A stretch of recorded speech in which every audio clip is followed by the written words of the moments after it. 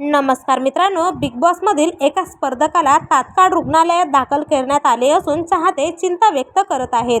चला तर मग जाणून घेऊयात कोणता आहे तो स्पर्धक व काय आहे संपूर्ण माहिती. पण त्या अगोदर मराठी मनोरंजन टीव्ही या चॅनलला नक्की सबस्क्राईब करा. मित्रांनो, अरमान मलिक हा गेल्या काही दिवसांपासून सतत चर्चेत असणारे नाव आहे. आपल्या पहिल्या पत्नीला घटस्फोट न देताच अरमानने कृतिकाशी दुसरे लग्न केले आहे व अरमान आणि त्याच्या दोनही पत्नी एकत्रच राहतात. अरमान मलिक हा आपल्या दोनही पत्नींसोबत बिग बॉस OTT 3च्या घरात पोहोचला होता. विशेष म्हणजे अरमानची दुसरी पत्नी कृतिका ही टॉप 5 पर्यंत पोहोचली होती. नुकतंच पायल मलिक हिची तब्येत खराब झाल्याची माहिती सांगण्यात येत आहे. पायल ही रुग्णालयात दाखल आहे.